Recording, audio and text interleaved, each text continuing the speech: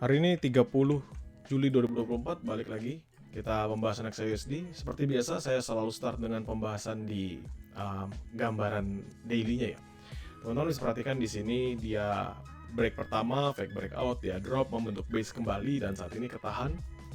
If we check by this candlestick, dia masih bergerak dalam inner liquidity-nya. Maksudnya apa? Dia belum makan PDH, previous daily high-nya dia di 2403, dan dia belum makan previous daily low-nya di 2368 ya, di 2368, 2369 lah, karena ini low-nya 2369.71. Jadi saya taruh di 2369 sebentar. 2369, sorry ini apa sih? Nah, di 2369 dia masih dalam inner liquidity-nya ya, belum ada bergerak atas atau bawah, masih bergerak di pertengahan tersebut. Tetapi yang menarik adalah dia masih membentuk yang namanya doji. Ya, artinya apa kalau pembentukan doji ini? Artinya ada kegamangan dalam pergerakan di daily-nya ya. Yaitu baik maupun buyer dan sellernya juga itu punya kekuatan yang sama, baik itu ngedorong naik dan juga ngedorong turun. Walaupun kalau teman-teman lihat it's another bearish momentum ya, drop, base, drop, baru lanjut base lagi.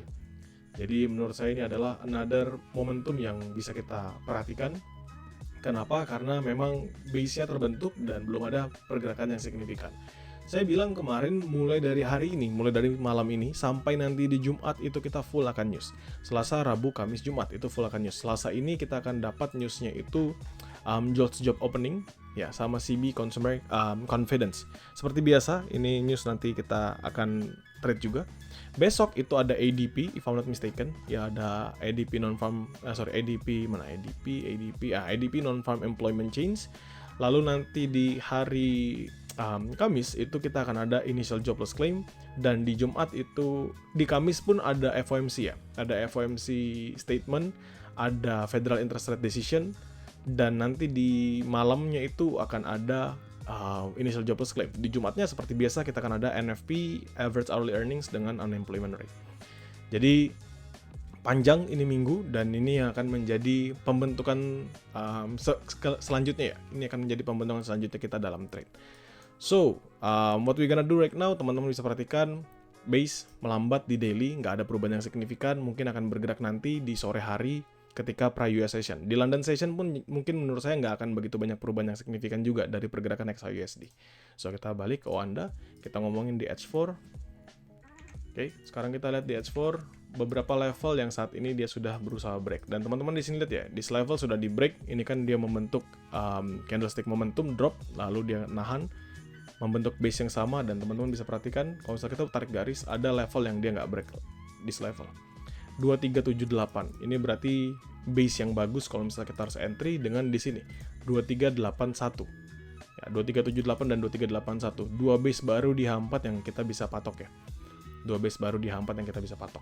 Sekarang kita pindah ke H1, saya ganti jadi candle. Nah, sekarang saya tunjukkan ya teman-teman sekalian.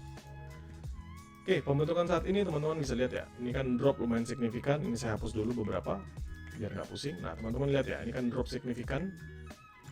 Yang garis 2393 tetap boleh ada. Nah, ini dia drop dengan signifikan kemarin malam. Dia naik, hajar sampai 2394. Di sini dia hajar sampai 2396.795, lalu dia drop.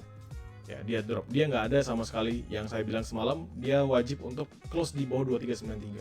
Selama dia close di bawah 2393 with a momentum, it's just gonna be another bearish momentum juga, drop ke bawah. Dan terjadi drop, ketahan di bawah, dan saat ini dia berhasil untuk kembali melanjutkan bullish momentumnya. Kalau misalnya kita ngelihat di level kan dia mengalami penguatan yang lumayan signifikan ya. Ini kan masih dalam momentum yang baik. Jadi ada potential ascending yang dia terjadi. Nah, kondisi sekarang bagaimana teman-teman? Kalau misalnya kita ngelihat di sini akan ada gap ya. Kalau misalnya kita tarik gapnya kan di sini sebenarnya sampai bawah sini. Di sini ada gap. Yang mana gap-gap yang sudah tertutup berarti sudah sampai di level ini. Ini gap-gap yang sudah ketutup ya sama pergerakan XAUSD. Ini gap yang sudah tertutup. Kalau misalnya menurut saya the best untuk sell position jauh di atas ya, which is masih di 2400 ini, 2403, 2400 sampai 2403, dari 2399 bisa. Tapi untuk ngambil the first thing ya, ngambil area pertama kalau misalnya kita mau entry sell, yaitu di area ini 2393 lagi. Jadi 2393 sampai 2394. Jadi dari 2392 kayak biasa kayak kemarin 2392 sampai ke 2394 itu adalah area selnya saya. Oke, itu misalnya dia jemput area tersebut. Nah, kondisi sekarang apa? Teman-teman lihat ini ada momentum bullish yang bagus ya. Jadi dia bull bagus. Di sini MACD-nya mau golden cross, bukan mau golden cross, sudah golden cross, tapi dia perlu konfirmasi untuk naik lebih tinggi. Jadi menurut saya 2392, 2393, 2394 itu area sell yang bagus untuk pertama kalinya. Nanti dilanjut lagi sell di 2396. Jadi menurut saya ini bisa bolak-balik aja sampai nanti kita dikasih di 2403. Begitu. Sedangkan untuk buy-nya, the first buy yang akan saya lakukan itu pasti buy scalping dulu. Ya, karena ini kan buy yang paling oke sebenarnya di bawah sini. Ini buy high risk-nya kita, yaitu di 2378 sampai ke 2376. Sedangkan buy scalpingnya kita yang pertama itu ada di 2382, ya 2382 di level, 2382 sampai ke 2380. Jaraknya nggak gitu jauh sih sebenarnya. Jadi kita bisa manfaatkan dulu. Untuk sekarang kenapa sih kok ngambilnya buy scalping? Karena teman-teman perhatikan this momentum drop lumayan signifikan ya. Ini kan kencang banget dia hajar ke bawah. Jadi pembentukan yang walaupun dia memang gambarannya lebih bagus ya saat ini, tapi tetap saja kita bisa melihat kekuatan sellernya itu jauh lebih tinggi. Begitu. Jadi kalaupun dia mau bullish momentumnya strong, itu dia benar-benar harus hajar habis sampai 2403. Selama dia nggak hajar habis 2403, ya ini nggak bisa. It's still just another bearish momentum. Ya, kalau misalnya kita ubah ke H4, teman-teman juga pasti bisa perhatikan. Di H4. Jadi dia perlu hajar, drop, nanjak, dia perlu hajar di sebelah sini. Ya, dia perlu hajar di sebelah sini. Gunanya buat apa ya? Gunanya buat matahin.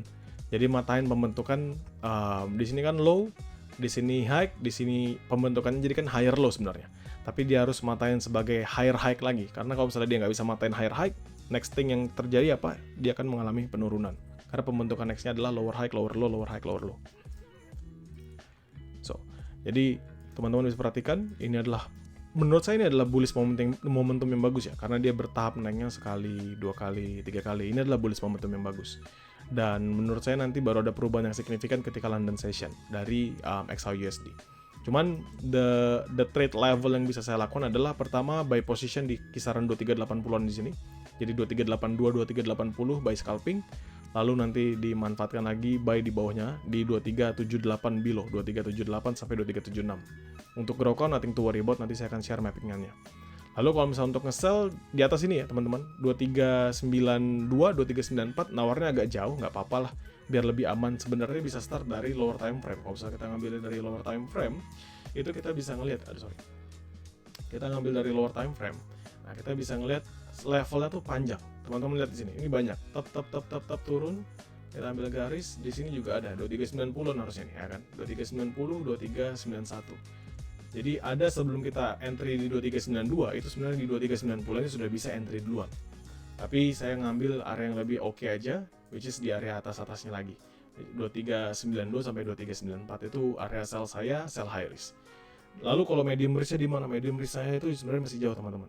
Ya, medium risk-nya saya itu lumayan jauh, yaitu di 2423, 2420.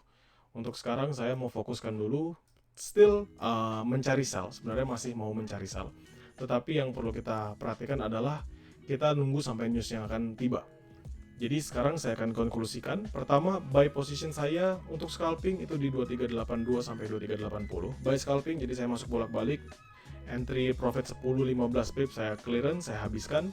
Saya hold area terbawahnya. Misal dia makan sampai 2380, dia naik sampai 2382, 2383 saya clearance atas. 2382, 2381 saya habisin, sisakan 2380, 1-2 layer. If ya nanti makan sampai high risk-nya saya akan buy di high risk, as long ya, ingat ya, high risk itu kita bisa manfaatkan selama dia nggak break this level 2376-nya. Nah, ini teman-teman lihat, ini kan saya taruh di sini 2376. Selama dia nggak di 2376-nya ini breakout, it's actually a good level buat kita entry di buy high risk-nya. 2377 lah, ini kan 2376.8, jadi saya bulatin 2377. Selama dia nggak breakout 2377 itu bisa, makanya saya ngambil 2378 sampai 2376. Breakoutnya di berapa? Di M30 dan H1. Oke, M30 dan H1 selama dia nggak break that level, saya bisa entry buy high risk tersebut. Buy medium risk-nya di mana? Buy medium risk-nya jauh, teman-teman ya.